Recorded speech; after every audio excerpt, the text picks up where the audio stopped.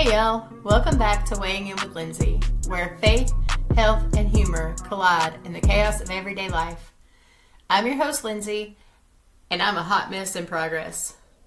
Today, we're talking about how faith fits into the weight loss journey and how to quiet the constant food noise that tries to drown out everything else.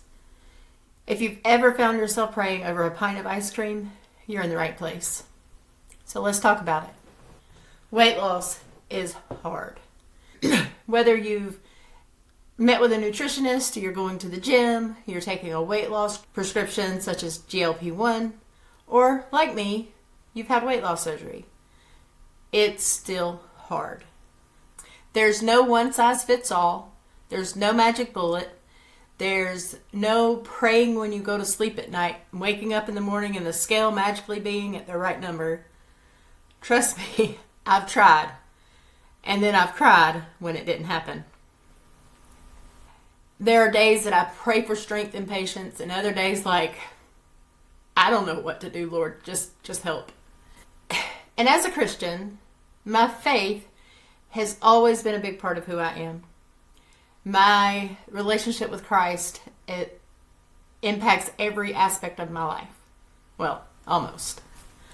I've always had trouble allowing my faith and food to coincide. Food and my relationship with food is something that I've always kind of protected.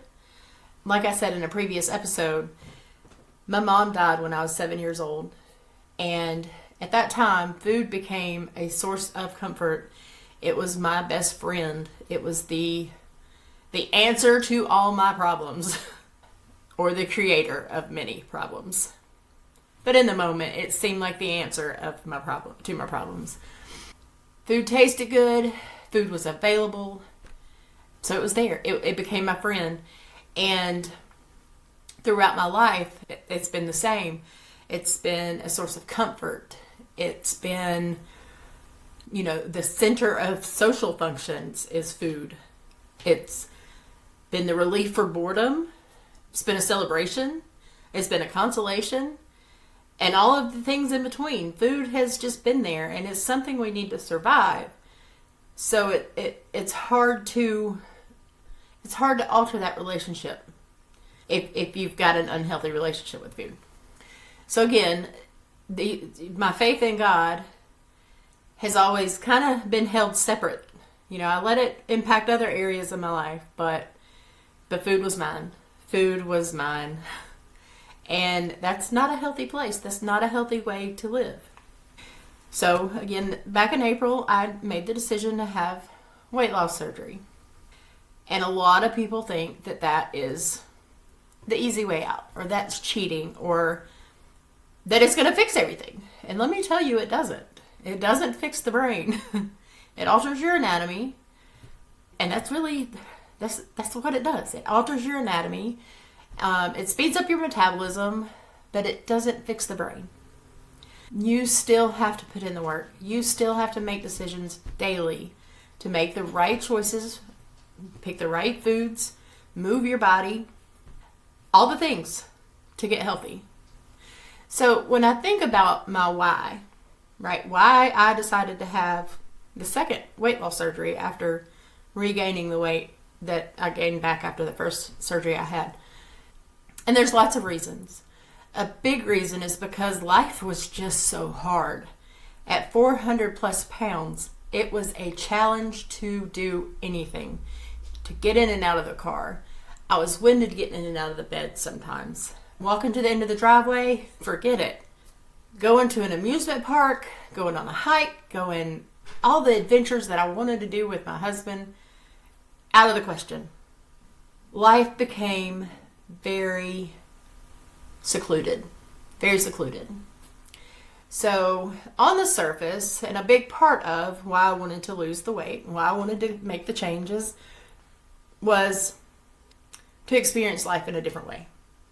To experience life in a healthier way. So I want to be able to take care of the house, cook for my family, do just basic everyday things without being worn out.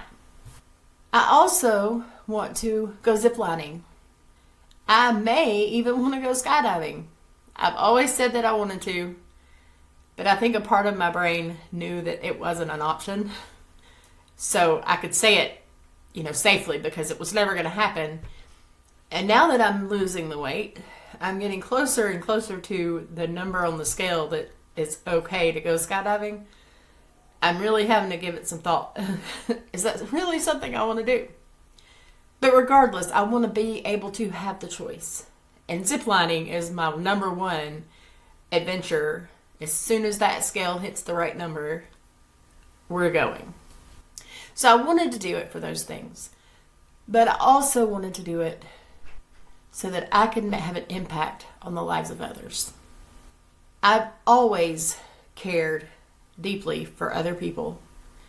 And I allowed myself to get so out of shape and so miserable that I was not able to I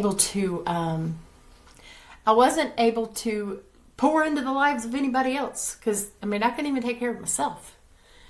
And I heard a song earlier today, and the chorus said, "I want my life to preach." And that hit me so hard. I want my life to preach. I want my life to show the love of Jesus. I want others to know the love of Christ because of me. I want them to see him in me. But I'm going to tell you the truth. When you can't love yourself, it's hard to show that love to somebody else. And I was in a place where I was not loving myself, and I was not allowing Jesus to love me. I was reclusive. I was at home. I was so full of shame because I'd let myself get so out of shape and so unhealthy that I didn't feel worthy of sharing my life with anybody else, of opening up and letting anybody else in. So not only did I want to get better, get healthier for the fun parts of life and things that may seem like, kind of surface level things. Those are important things. But I also wanted to get healthier because I have a story to share. I have a testimony. And if I wasn't confident in my abilities if I wasn't confident in myself, there's no way I was going to share that with anybody else.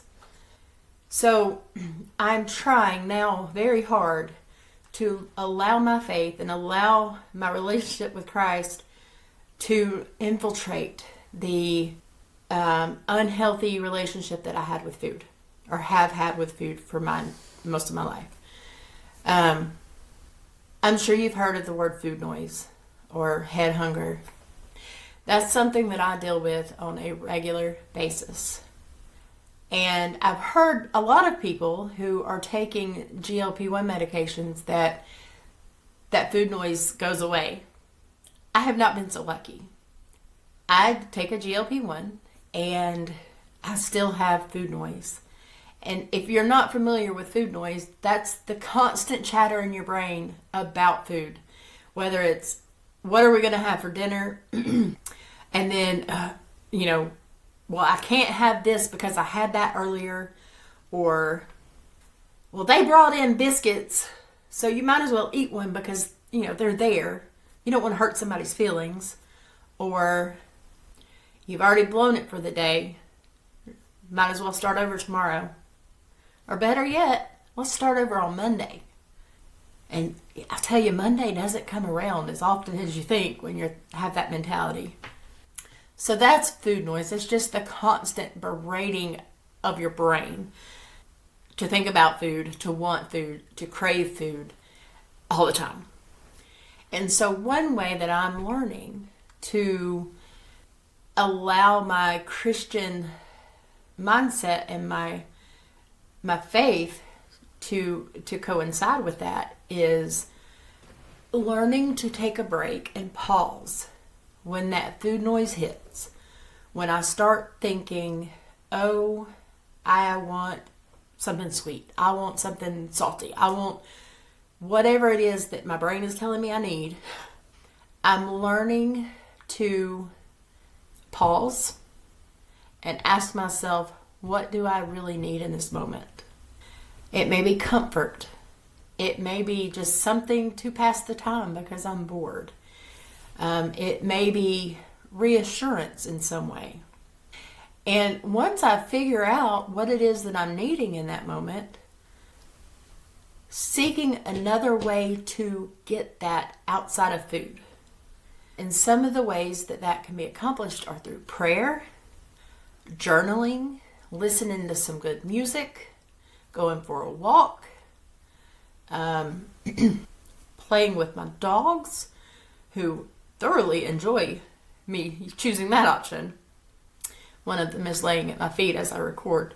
Excuse me. So those are just some things that I'm finding help me to merge my faith and my health journey.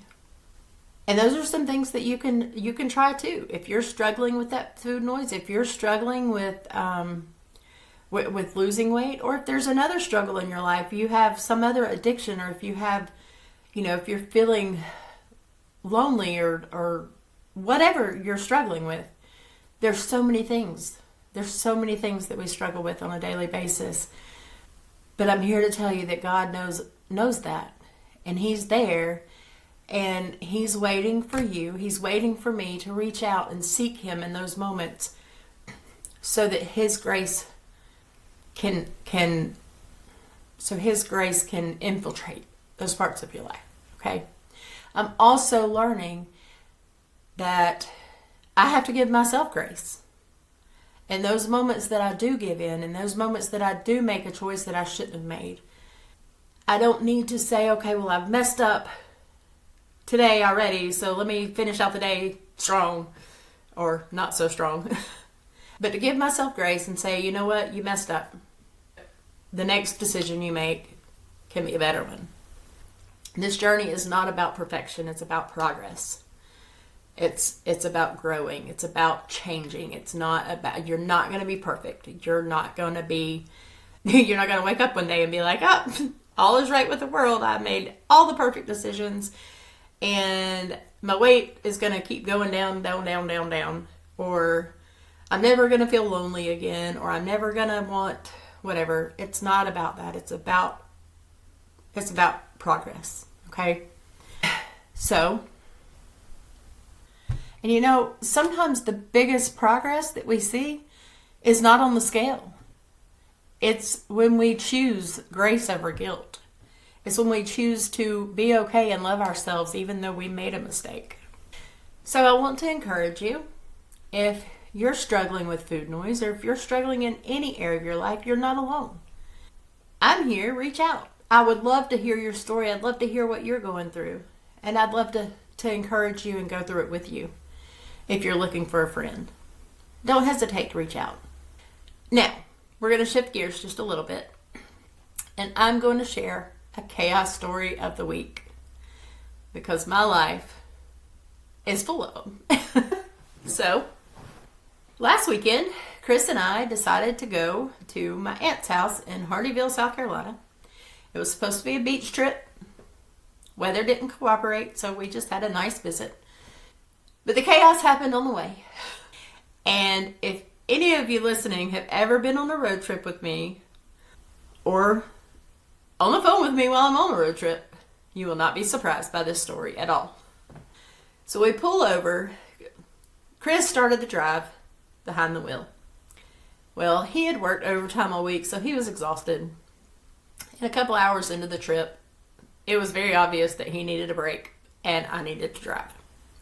So we pull off at a gas station in the middle of nowhere. The only thing at the exit was this sketchy gas station. So we pull over, get our gas, swap places, and get back on the road. Well, when you pull out of the gas station, the turn to the interstate is like right immediately after you get on the road. My eyesight is not the greatest in bright daylight. It's even worse at night. It's not bad enough to where I shouldn't be driving, so don't worry. But all that to say, I missed the turn. GPS, of course, reroutes and it says go 2 miles, turn right. There was not a place to turn around safely, so I followed the GPS, and wouldn't you know it, when we turned right in 2 miles, it was on a flippin' dirt road, y'all. A dirt road. And not just any, not just a short little detour. It was a 2-mile dirt road. And I don't like to drive on dirt roads in the daytime. So, it's a whole cluster here. I have me behind the wheel. It's dark. And it's a dirt road. And now, old me, before I started getting healthier, because it's amazing even your mind changes when you lose some weight and start getting healthier. My anxiety is not near as bad as it used to. So I was just like, okay, we're going to go with it. Because there was nowhere to turn around. There was one house when you first turned onto the road. But I was not about to pull in somebody else's driveway in the middle of nowhere, because you just don't know what could happen. So we're driving down this road. Chris is in the passenger seat commentating and recording, and we're hitting potholes and bouncing all over the place. He's worried the bumper's going to fall off, or the deer's going to run out, or bear, or whatever. And y'all, I'm going to tell you what, I got so tickled and laughed so hard that I had a dang asthma attack and had to dig in my purse for my inhaler, which I'm glad I had. So, that was fun. That was fun. That is kind of, if you've ever been on a road trip with me, you're not surprised by that story at all. My husband will never let me live that one down. I'll probably be telling the story forever as well. My aunt had told him before we left, or as we were leaving town, that if we got on 85 leaving town, that we couldn't go wrong. She doesn't know me very well, because it went wrong. Anyway, as I wrap things up, I do have something exciting to share. First thing is, y'all, I quit my job. I quit my 9-to-5 job, and I have lots of projects going on. I'm going to be working on writing a book, and that's going to take me a while, obviously. But immediately, right now, I've been working on some merch. I'm talking t-shirts, hoodies, mugs. If you can think of it, I probably have already thought of it. So I'm excited. I will be, hopefully in the next week to week and a half, have some of that available. So be on the lookout for announcements of where to purchase. And you'll be able to have some of my chaotic daily living on your apparel. So, all right, y'all, that's about it. Remember, you can be a hot mess and still making progress. Keep walking by faith, keep showing up, and keep laughing through the chaos. Thanks for tuning in, and I'll see y'all next time right here on Weighing In with Lindsie.